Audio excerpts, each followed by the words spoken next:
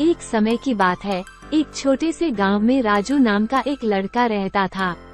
राजू के माता पिता बहुत गरीब थे और उनके पास बहुत कम साधन थे। फिर भी राजू हमेशा खुश रहता था और ईमानदारी से अपना काम करता था। वो हर दिन सुबह जल्दी उठकर गांव के पास स्थित जंगल में जाकर लकड़ियां काटता और उन्हें बाजार में बेचकर अपने परिवार के लिए रोजी रोटी का इंतजाम करता था। एक दिन जब राजू जंगल में लकड़ियां काट रहा था, उसने देखा कि एक सुंदर हिरण जाल में फंसा हुआ है और दर्द से कराह रहा है।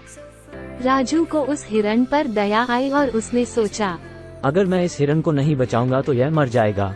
उसने अपनी कुल्हाड़ी को एक तरफ रखा और सावधानीपूर्वक जाल को काटने लगा।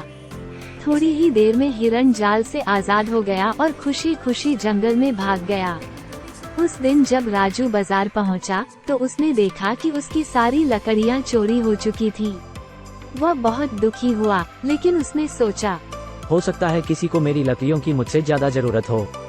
वह खाली हाथ घर लौट आया और अपने माता पिता को सारी बात बताई। उसके माता पिता ने उसे समझाया, बेटा, ईमानदारी और सच्चाई सबसे बड़ा धन है। हमें भगवान पर भरोसा रखना चाहिए। कुछ दिनों बाद गांव में एक घोषणा हुई कि राजा का शाही शिकार दल गांव के पास के जंगल में आ रहा है। राजा ने ये भी कहा कि जो कोई भी उनके शिकार में मदद करेगा, उसे इनाम मिलेगा। राजू ने सोचा कि यह उसके लिए एक अच्छा अवसर हो सकता है। वो राजा के शिकार दल से मिलने चला गया। जंगल में पहुंचने पर राजू ने देखा कि वही हिरण जिसे उसने बचाया था, एक बार फिर शिकारियों के निशाने पर था। उसने तुरंत राजा को बताया, महाराज, यह वही हिरण है जिसे मैंने कुछ दिन पहले जाल से बचाया था। ये बहुत ही सुंदर और अद्भुत जीव है, कृपया इसे न मारें। राजा ने राजू की बातें सुनी और उसकी ईमानदारी से प्रभावित हुआ। उसने कहा, राजू, तुमने बहुत अच्छा काम किया है। तुमने हमें ये सिखाया कि जानवरों की भी जिंदगी की कीमत होती है। मैं तुम्हें इनाम देना चाहता हूँ। राजू ने विनम्रता से कहा, महाराज, मैं कोई इनाम नहीं चाहता। मुझे केवल खुशी है कि मैंने एक जीवन बचाया। राजा ने फिर भी राजू को बहुत सारा धन और जमीन देने का निर्णय लिया। राजू ने उस धन का उपयोग अपने परिवार की मदद के लिए किया और साथ ही गांव के गरीब लोगों की भी सहायता की। उसने एक स्कूल भी खोला जहां गांव के सभी बच्चे मुफ्त में शिक्षा पा सकें। राजू की ईमानदारी और दयालुता की कहानी जल्द ही पूरे राज्य में फैल गई।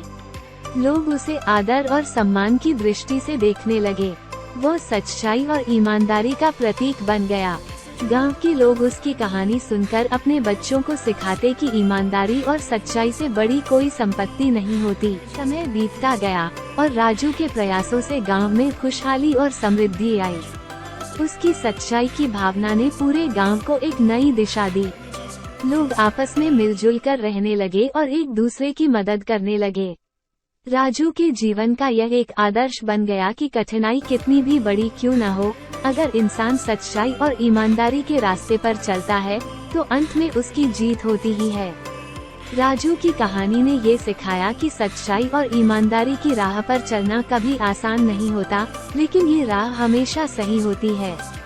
और यही सच्चाई है कि सच्चाई की जीत हमेशा होती है, चाहे परिस्थितियाँ कितनी भी प्रतिकूल क्यों न हो।